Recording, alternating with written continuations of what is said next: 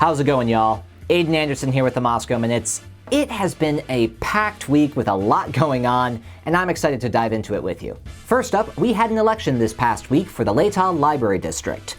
Incumbents Rochelle Smith, Annette Bay Pimentel, and Marcy Miller were all re-elected as Library Board trustees, Annette and Rochelle for 4-year positions, and Marcy for a 2-year position.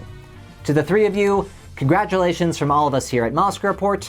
We look forward to seeing your work in action in our public libraries. If you didn't see the press release, I had the opportunity to visit the new Home Depot on the day of its board cutting ceremony. It was quite something to see so many faces from around the community enjoying what should be an interesting addition to our city as a whole.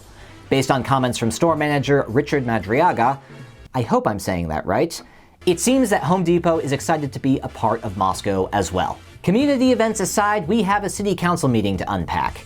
Following a declaration for Memorial Day, the council heard from Ty Thompson regarding amendments to the Stormwater Code. Brace yourself. The City of Moscow has a National Pollutant Discharge Elimination System, NPDES, with a Phase 2 Municipal Separate Storm Sewer System, or MS4, permit issued by the EPA. Try saying that in one breath. This permit is what allows the city to manage its stormwater system as it is currently set up.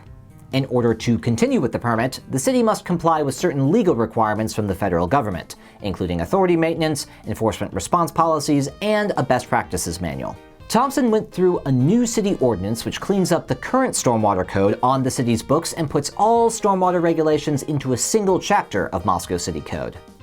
Any additional changes in the code itself were also described by Thompson, including what enforcement protocols look like for illicit discharges, and an updated BMP handbook which cites both the Idaho catalog of BMPs and the Stormwater Manual for Eastern Washington.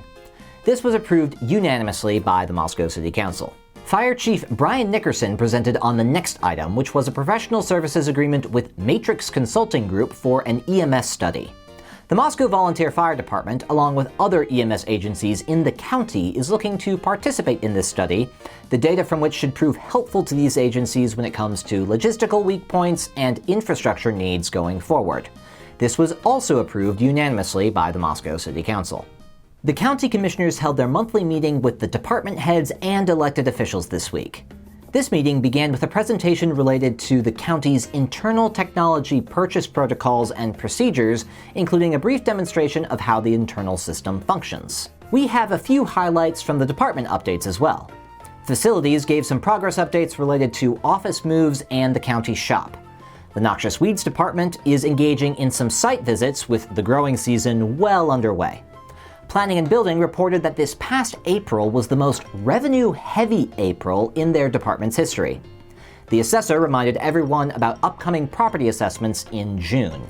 Finally, and in particular, the prosecutor reported briefly on how leaked information on the upcoming Kohberger trial has been impeding their progress on bringing the case to trial itself. With summer underway, it seems like things only get busier here in Moscow, and we're happy to report on everything that's going on.